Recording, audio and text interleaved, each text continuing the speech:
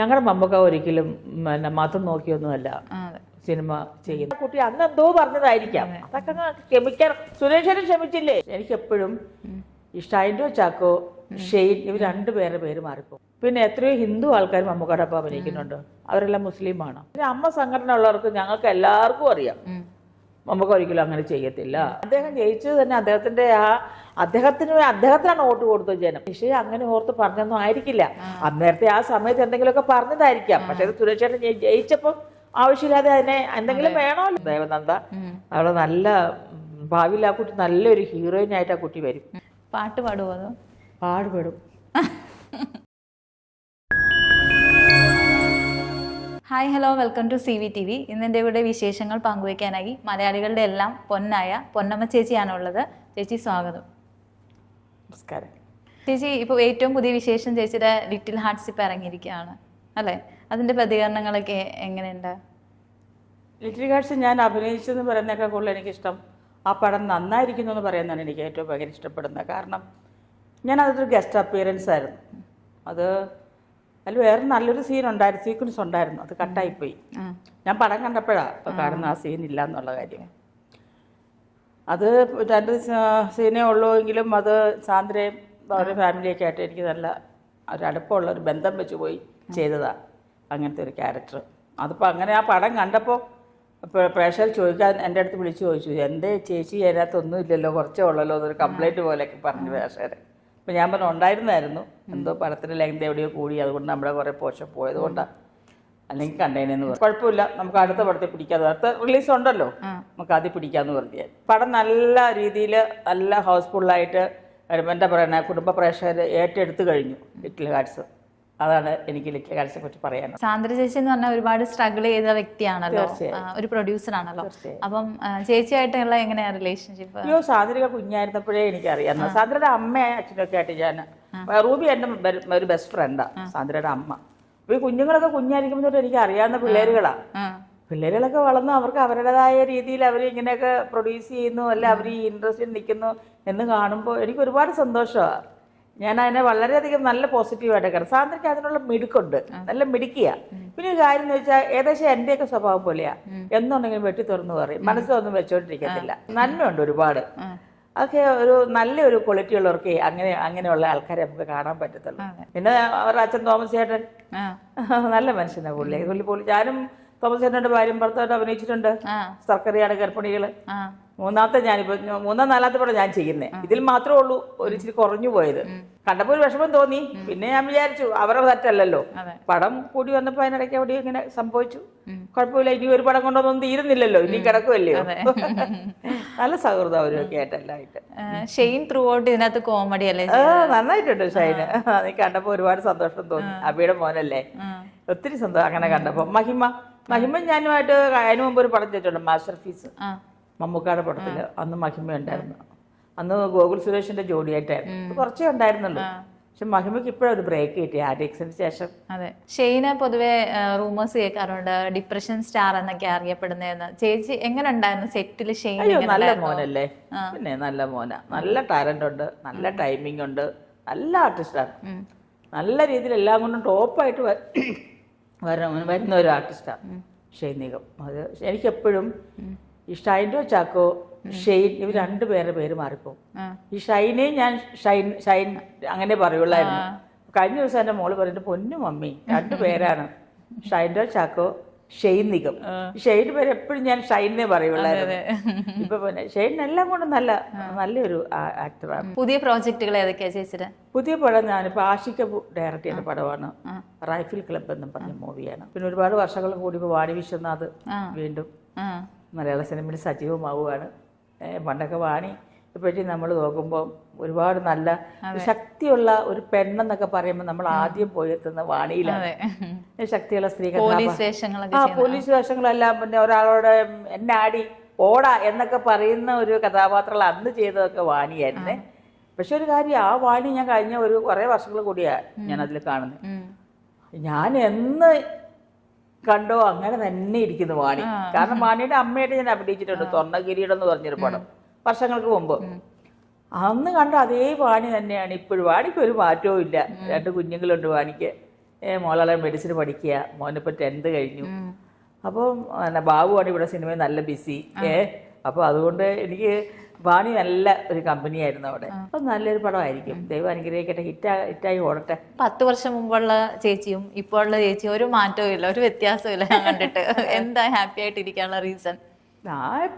ഞാനെപ്പോഴും വളരെ എല്ലാത്തിനെയും വളരെ പോസിറ്റീവായിട്ട് ചിന്തിക്കുന്നു. ഞാൻ എൻ്റെ കാര്യങ്ങൾ നോക്കുന്നു, എൻ്റെ കുടുംബം, എൻ്റെ വഴികളൊക്കെ ആയിട്ട് പോകുന്നു. പിന്നെ നല്ല ഹാപ്പിയാണ് ഞാൻ. മക്കളൊക്കെ എല്ലാം സുഖമായിട്ടിരിക്കുന്നു എല്ലാം. പിന്നെ എല്ലാവർക്കും നല്ലത് വരണേ, എല്ലാവർക്കും നല്ലത് സംഭവിക്കണേ എന്ന് പ്രാർത്ഥിക്കുന്ന ഒരാളാണ് ഞാൻ. അല്ല എനിക്ക് മാത്രമല്ല ഒന്നുകൊണ്ട് നല്ലത്, അല്ല എനിക്ക് മാത്രം, ഞാൻ മാത്രം രക്ഷപ്പെട്ടാൽ മതി എന്നങ്ങനെ ഒരിക്കലും ഞാൻ പ്രയർ ചെല്ലാറില്ല. എങ്ങനെയാ ചേച്ചിയുടെ ഒരു ദിവസം തുടങ്ങുന്നത് വർക്കൊന്നും ഇല്ലാത്തപ്പോ? അയ്യോ, വർക്കൊന്നുമില്ലോ, ഞാൻ വെറും മരിച്ചാ. വർക്കുണ്ടെങ്കിൽ ഷൂട്ടുണ്ടെങ്കിൽ ഞാൻ കൃത്യസമയം എനിക്ക് രാവിലെ എഴുന്നേൽക്കും. പിന്നെ രാവിലെ എഴുന്നേൽക്കും. എൻ്റെ ചില കാര്യങ്ങളൊക്കെ ഉണ്ട്, അതെല്ലാം കഴിച്ച് കറക്റ്റ് സമയത്ത് എനിക്ക് ലൊക്കേഷനിൽ ചെല്ലണം. ആര് വന്നാലും വന്നില്ല. എന്നോട് ടൈം പറഞ്ഞിട്ടുണ്ടോ? അല്ലെങ്കിൽ ഞാൻ 9 മണിക്ക് എന്നോട് സെറ്റിൽ വരാൻ പറഞ്ഞാൽ 9 മണിക്ക് വേറെ ആര് വന്നത് എനിക്കറിയേണ്ട വിഷയമല്ല. ഞാൻ 9 മണിക്ക് സെറ്റിലുണ്ടാവും. അത് ഞാനൊക്കെ എന്ന് പറഞ്ഞാൽ ഇപ്പോഴത്തെ ന്യൂജൻ വെച്ച് നോക്കുമ്പോൾ ഞാൻ കുറച്ചും കൂടെ പുറകോട്ടുള്ള ആളല്ലേ. ഞാൻ ആ ഒരു കാര്യമൊക്കെ പഠിച്ചാ വന്നേ. ഇന്ന് ചിലപ്പം ആരും വരണമെന്നില്ല. നമ്മള് ചേച്ചിയുടെ മടിച്ചാന്ന് പറഞ്ഞല്ലോ.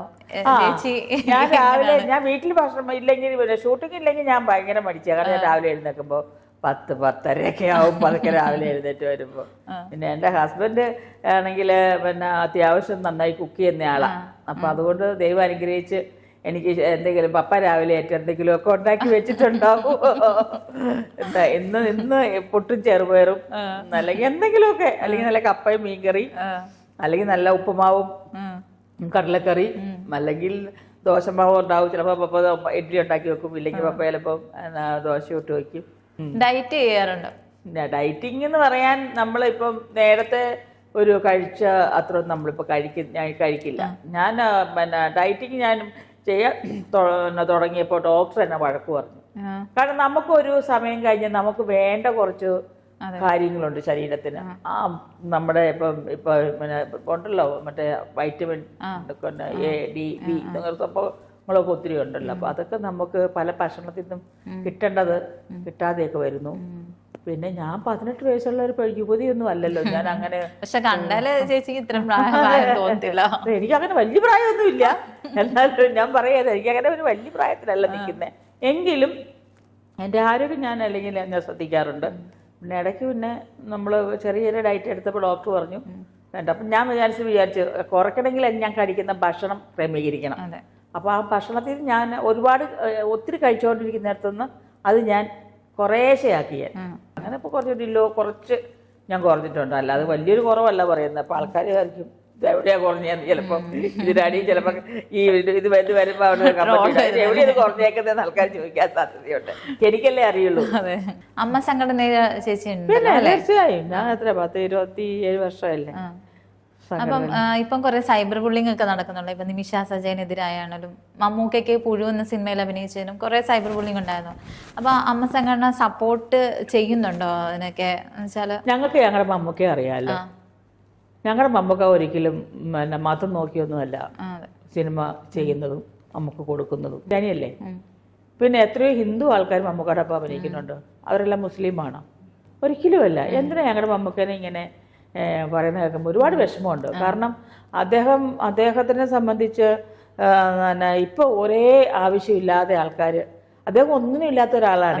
അത് എവിടെയെങ്കിലും കൊണ്ടുവന്ന് പെടുത്താൻ വേണ്ടിയിട്ട് ഒരു കാര്യം. അത് പുഴു എന്ന് പറഞ്ഞ സിനിമയിൽ 3 വർഷം മുമ്പ് ചെയ്ത മൂവിയാണ്. അതിനെ ഇപ്പോഴാണ് ആൾക്കാർ പറയുന്നത്. അന്ന് എന്ത് ചെയ്തതിനെ പറ്റി ഒന്നും പറയാതിരുന്നേ. അപ്പോൾ അത് നമുക്ക് അങ്ങനത്തെ ഒരാളല്ല. പിന്നെ എല്ലാത്തിനും കയറി മറുപടി പറയുക. അപ്പം ഞാനൊക്കെ എന്തെങ്കിലും കയറിയൊക്കെ മറുപടിയെങ്കിലും പറയും. നമുക്ക് അതുപോലും പറയത്തില്ല. നമുക്ക് കേട്ടപ്പോൾ നമുക്ക് അതിന്റെ വഴിക്ക് വിട്ടു. അതിനൊരു ബസ് മീറ്റിംഗ് വിളിച്ചു, ഇങ്ങനെ ഞാൻ ഇങ്ങനെ ആയിരുന്നു എന്ന് പറയാനൊന്നും നമുക്ക് അതൊന്നും പറയാൻ നിന്നില്ല. കാരണം നമുക്ക് അങ്ങനെയല്ലെന്ന് നമുക്കൊക്കെ അറിയാം. നമ്മൾ ചെയ്യുന്ന കാര്യം സത്യമാണെന്നുണ്ടെങ്കിൽ നമ്മളത് വേറൊരാളെ ബോധ്യപ്പെടുത്തേണ്ട കാര്യമില്ല. നമ്മൾ ചെയ്യുന്നത് ശരിയാണ്.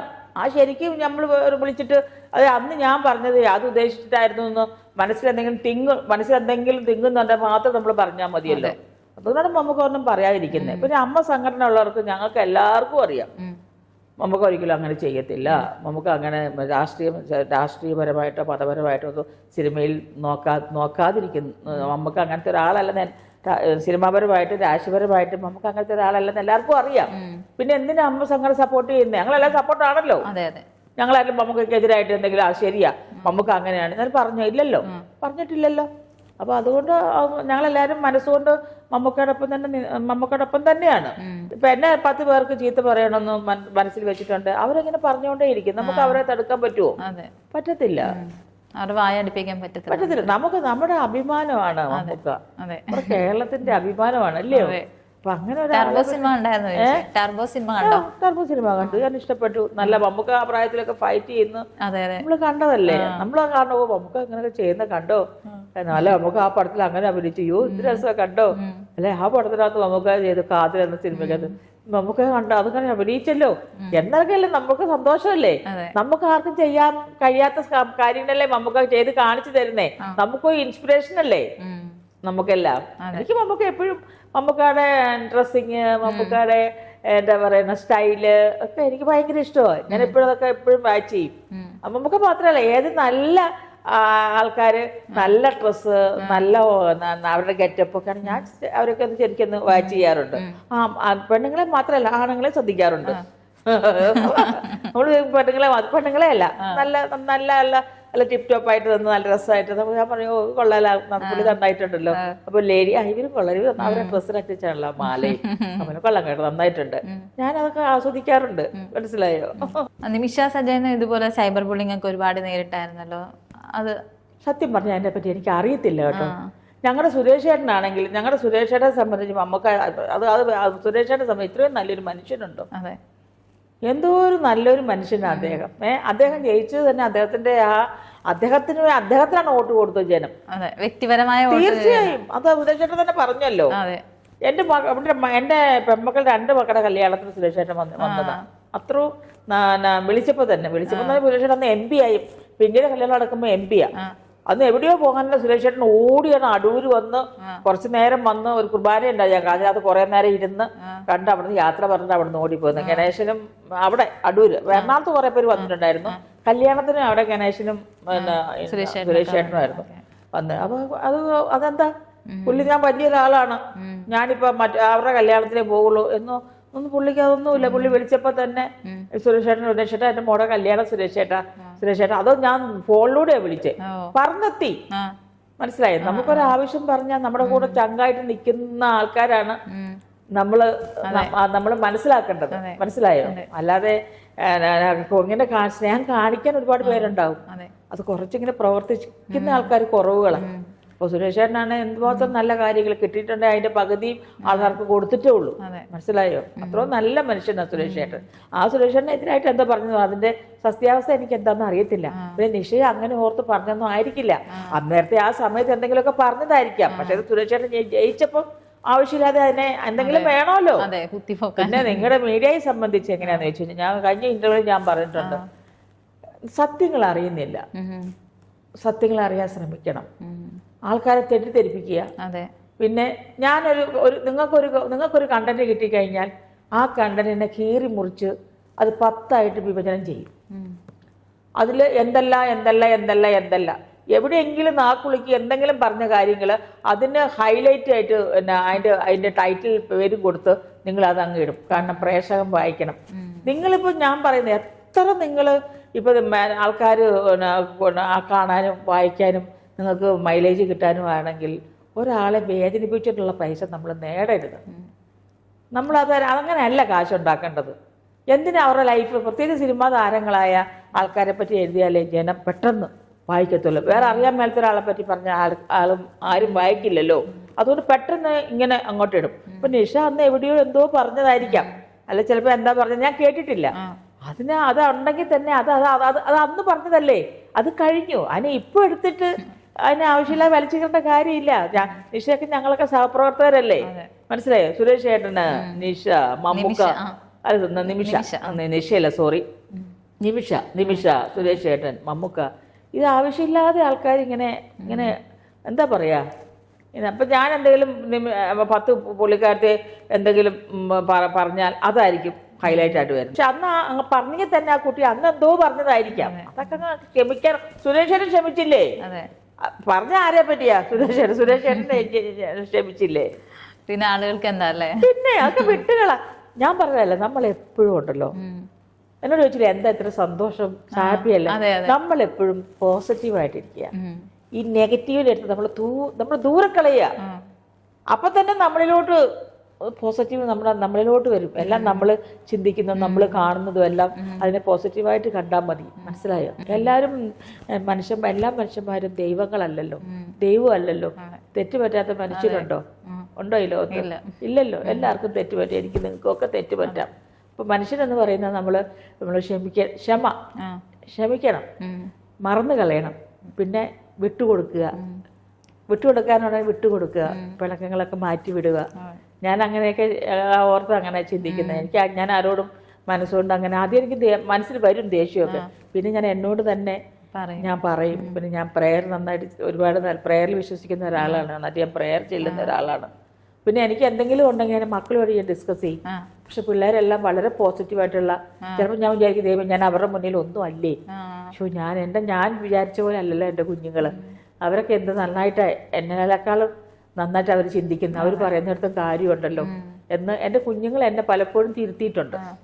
മനസ്സിലായോ? അപ്പൊ അതുകൊണ്ട് നമ്മൾ അങ്ങനെ അതൊക്കെ ഞാൻ എടുക്കാറുമുണ്ട്. കുഞ്ഞുങ്ങൾ പറയുന്നതൊക്കെ ഞാൻ ശ്രദ്ധിക്കാറുമുണ്ട്. ഞാൻ എന്നോട് തന്നെ വിലയിരുത്താറുമുണ്ട്. കൊച്ചുകുട്ടി ദേവനന്ദയ്ക്ക് വരെ സൈബർ അറ്റാക്ക് വന്നായിരുന്നല്ലോ, മറ്റേ മാളികപ്പുറത്തിലെ. ചേച്ചി ഞാൻ മുമ്പേ പറഞ്ഞ പോലെ എന്നാ അറിയോ, ആ കൊച്ചിപ്പം മാളികപ്പുറം എന്ന് പറഞ്ഞ സിനിമ ചെയ്ത് അതിനെ എല്ലാവർക്കും അറിയാം. അതെ. അപ്പൊ അതെന്തോ പറഞ്ഞു എന്നും പറഞ്ഞിട്ടാണ് അതിനെ എന്തോ കൊച്ചുവായിൽ വലിയ വർത്തമാനം പറയുന്നു. കൊച്ചുവായിൽ വലിയ വർത്തമാനം പറയുന്ന എത്ര സിനിമകൾ നമ്മൾ കണ്ടിട്ടുണ്ട്. ഒന്ന് പിന്നെ ഫ്ലവേഴ്സിൽ കുറച്ച് പിള്ളേര് പാട്ട് പാടുന്ന പിള്ളേരുണ്ട്. ദൈവം അതിൽ 2-3 പിള്ളേരുകളുണ്ട്. ആ MG ശ്രീകുമാറിനെയും ആ ശരസാറിനെയും ഒക്കെ എന്തെല്ലോ അവർ പറയണം കുഞ്ഞുങ്ങള്. നമ്മളത് ആ കുഞ്ഞുങ്ങളത് പറയുമ്പോ നമ്മൾ ഭയങ്കരമായിട്ട് അതുങ്ങൾ മാലാഹന്മാരാ. അവരൊന്നും അറിവായിട്ടില്ല ഇത് പറയുന്നത്. അവരങ്ങ് പറയുവാ. അതല്ല, അവര് എൻജോയ് ചെയ്ത് ഒരു പ്രായം കഴിയുമ്പം അവര് തന്നെ മനസ്സിലാവും, അയ്യോ ഞാൻ എന്റെ ചെറുപ്പത്തിൽ ഞാൻ എന്തെല്ലാം മണ്ടത്തരം വിളിച്ചു പറഞ്ഞ ഒന്നും വേണ്ടിയിരുന്നില്ല അന്ന് അവർക്ക് തോന്നും. കുറച്ച് കഴിയുമ്പോ ഇപ്പൊ അവർ കാരണന്മാർക്ക് ചിലപ്പോൾ വിഷമിക്കുന്നുണ്ടാവും, എന്റെ കുഞ്ഞങ്ങനെ പറയുന്നല്ലോ എന്ന്. പക്ഷെ കാരണന്മാർ ട്രെയിൻ ചെയ്ത് കൊണ്ടിരുന്നല്ല കുഞ്ഞുങ്ങളെ. അവർ ആ സമയത്ത് അങ്ങ് പറയുന്നതാ. അതിനെ നമ്മളെ കുഞ്ഞുങ്ങളായിട്ട് പറഞ്ഞത് കണ്ടാൽ മതിയെന്നേ. പാവം കൊച്ചു നല്ല ആർട്ടിസ്റ്റാണ് മോള് ദേവനന്ദ. അവള് നല്ല ഭാവിയിൽ ആ കുട്ടി നല്ലൊരു ഹീറോയിൻ ആയിട്ട് ആ കുട്ടി വരും. ആ ദേവനന്ദ അത്രയ്ക്ക് നല്ല ടാലന്റ് ഉണ്ട് ആ കുട്ടി. അതിനെ പറയുമ്പോ ആ കുഞ്ഞ് എന്തുമാത്രം വിഷമിക്കുന്നുണ്ടാവും. അതിനിപ്പൊ പറഞ്ഞതൊന്നും അതിനറിയത്തില്ലെന്നേ. അതെന്തോ ഇങ്ങനെ പറഞ്ഞു, അത് പറഞ്ഞ് ശരിയാണെന്നും പറഞ്ഞ് അതിരിക്കുന്നേ. അത് ചിലപ്പോ അത് എന്താ പറയുന്നത് ഞാനത് കണ്ടില്ല. ഞാൻ കണ്ടില്ല കേട്ടോ. ഞാൻ അങ്ങനെ ഇങ്ങനെയുള്ള ഈ റോങ് വാർത്ത സത്യം കേട്ടോ ഞാൻ നോക്കത്തില്ല. കാരണം എനിക്കത് വിഷമമാണ്. കാരണം എനിക്കറിയാം അവരങ്ങനെ പറയത്തില്ല. ഇപ്പൊ മമ്മൂക്കയെ പറ്റി എന്തൊക്കെയോ വന്നു. 1-2 കണ്ടപ്പോ തന്നെ ഞാൻ വിചാരിച്ചു, ഇതന്നെ ഈ മമ്മൂക്കയെ പറ്റി ഇങ്ങനെയൊക്കെ വരുന്നേ, ഇവരെന്താ ഇങ്ങനെയൊക്കെ എഴുതുന്നേ മമ്മൂക്കയെ പറ്റി, ഇവരെന്തറിഞ്ഞിട്ട് ഇങ്ങനെയൊക്കെ എഴുതുന്നേ. മമ്മൂക്ക ഇപ്പൊ എഴുതുന്ന ആൾക്കാരുടെ പ്രായം നിങ്ങൾ നോക്കണം. മമ്മൂക്കയുടെ പ്രായം നിങ്ങൾ നോക്കണം. മമ്മൂക്ക വന്ന ഇത്ര കൊല്ലത്തെ എക്സ്പീരിയൻസ് നിങ്ങൾ നോക്കണം.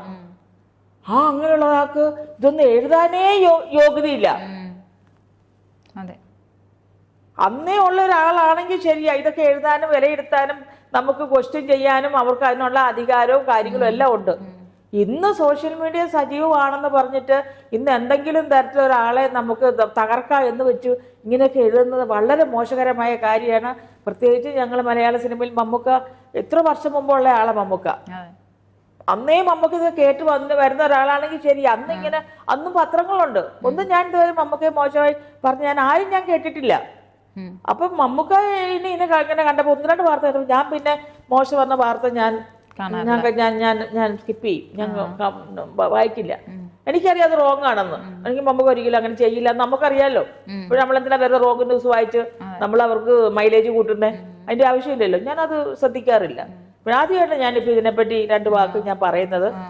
എനിക്കൊരുപാട് ഇങ്ങനെ കണ്ടപ്പോൾ ഒരുപാട് വിഷമം തോന്നി. അതുകൊണ്ട് ഞാൻ പറയാതെ ഇവർക്ക് ആർക്കും മമ്മൂക്കേനെ ലാലേട്ടനെയോ സീനിയർ മോസ്റ്റ് ആയ ആർട്ടിസ്റ്റിനെയും ആർക്കും അവരുടെ ഈ സിനിമയുടെ ജീവിതം പറഞ്ഞ് ആർക്കും കുറ്റപ്പെടുത്താൻ പറ്റില്ല. കാരണം അവരതുപോലെ അത്ര സ്ട്രെയിൻ ചെയ്ത് കയറി വന്ന് മലയാള സിനിമയിൽ ഇന്ന് കയറി വന്നവരല്ല അവരൊന്നും.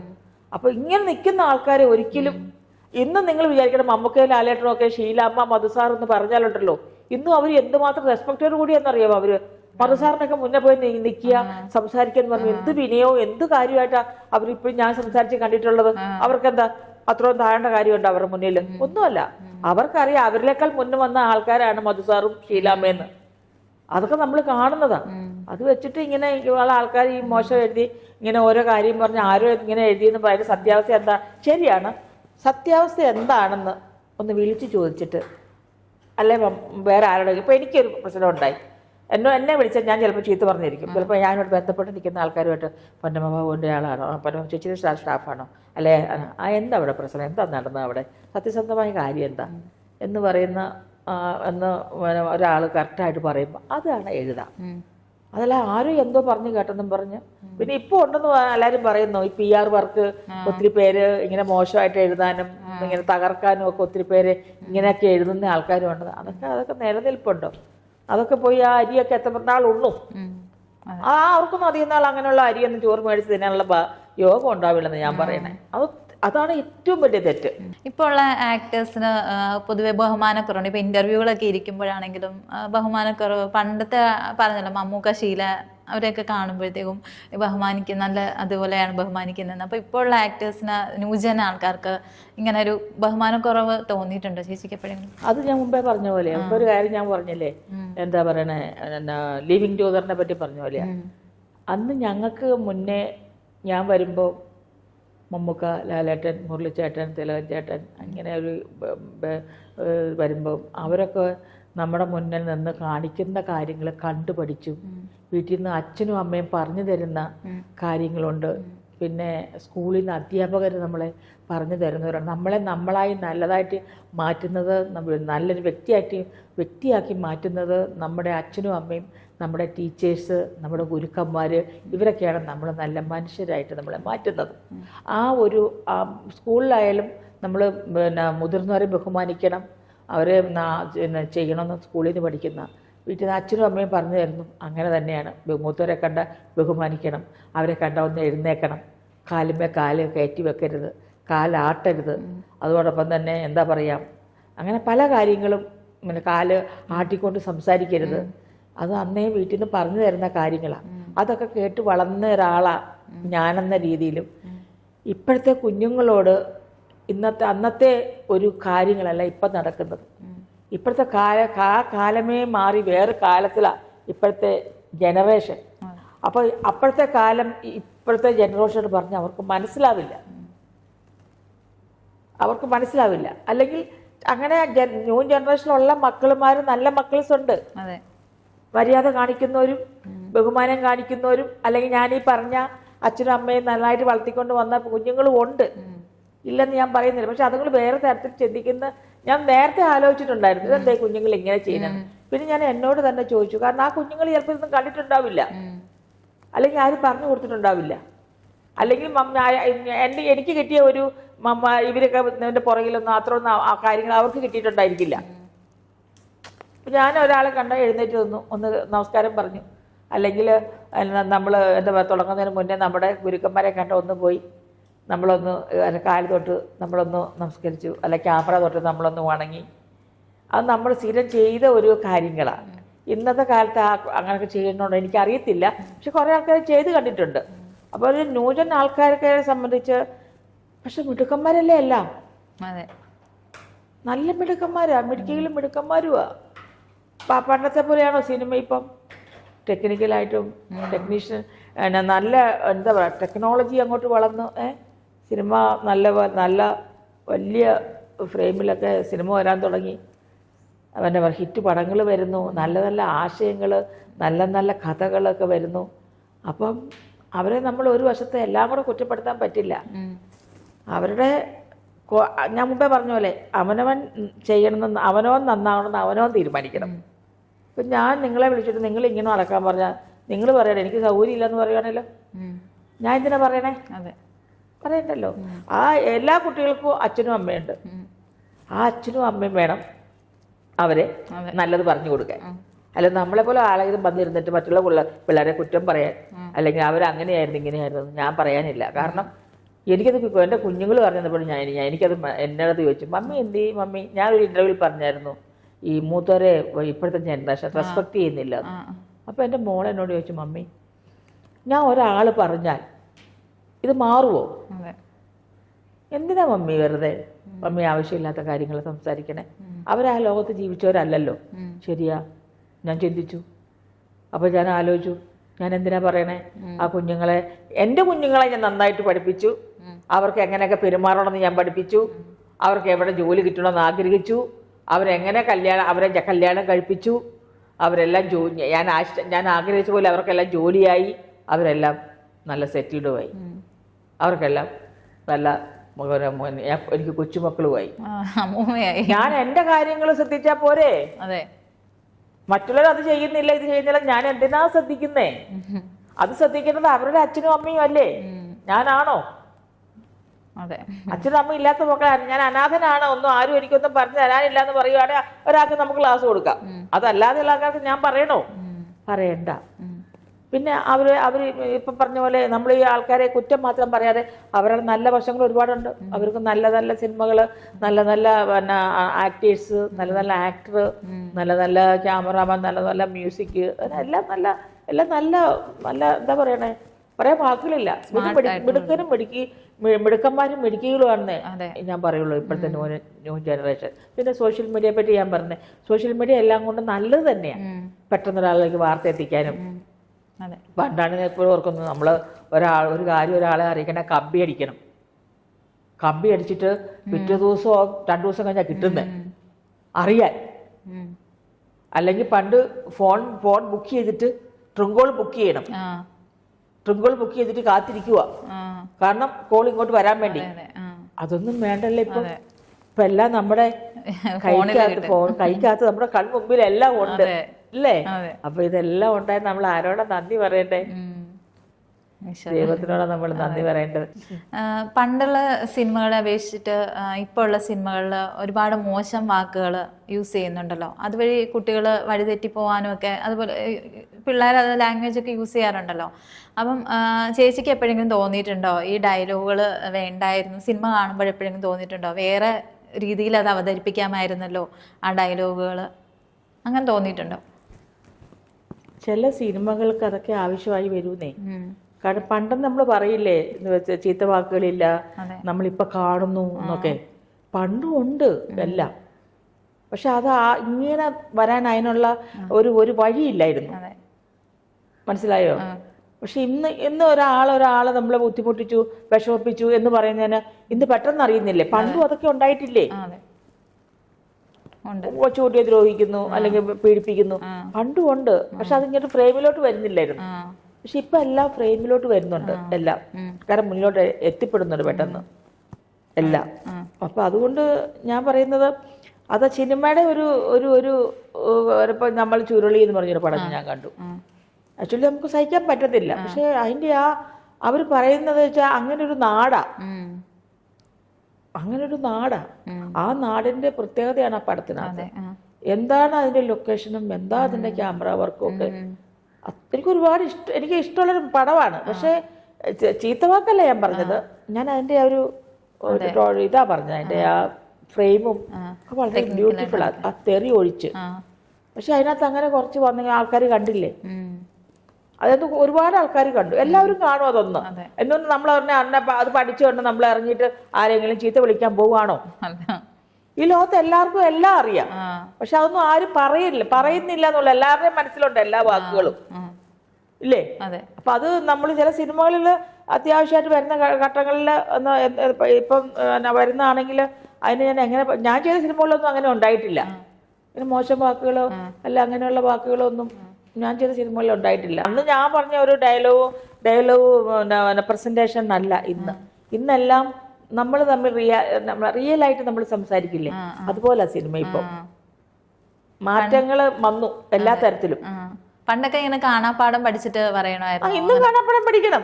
ഇന്നും കാണാപ്പാടം പഠിച്ചിട്ട് നമ്മൾ ഇരുന്ന് വളരെ നാച്ചുറലായിട്ട് ഇരുന്നൊക്കെ അഭിനയിക്കണം. പണ്ടൊക്കെ ഞാനൊക്കെ എന്ന് പറഞ്ഞാൽ പണ്ടൊക്കെ പഠിക്കുമ്പോൾ നമ്മളൊക്കെ അധികം ഞാൻ പഠിക്കത്തില്ലായിരുന്നു. ഞാൻ പ്രോമിറ്റ് ചെയ്ത് കേട്ടിട്ടേ പഠിക്കുള്ളൂ. എനിക്ക് ഞാൻ പഠിച്ചിട്ടുണ്ടെങ്കിൽ എനിക്ക് പ്രോമിറ്റ് ചെയ്ത് കേൾക്കുമ്പോൾ ഒരു മനസ്സിനൊരു എന്താ പറയുന്ന ഒരു ധൈര്യമാണ്.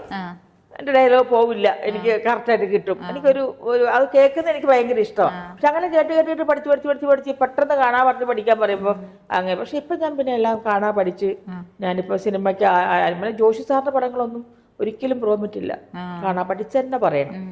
അതൊക്കെ നമ്മൾ പറയും. സാറിൻ്റെ എനിക്ക് ഏറ്റവും മലയാള സിനിമയിൽ വ്യത്യസ്തമായ വേഷം തന്ന ഒരു ഡയറക്ടർ പറയുകയാണ് ജോഷി സാറാണ് എനിക്ക് തന്നേക്കുന്നത്. പിന്നെ 16-17 പടം ഞാൻ സാറിന്റെ പടം ചെയ്തിട്ടുണ്ടാവും. ലാസ്റ്റ് ചെയ്ത അവതാരം ദിലീപിന്റെ പടം. ചേച്ചിക്ക് ശത്രുക്കൾ ആരെങ്കിലും ഉണ്ടായിട്ടുണ്ടോ സിനിമയില്? അയ്യോ, എനിക്ക് എല്ലാവരും മിത്രങ്ങളേ ഉള്ളൂ. ഞാൻ അറിയാത്ത ശത്രുക്കളുണ്ടോ എന്ന് എനിക്ക് അറിയത്തില്ല.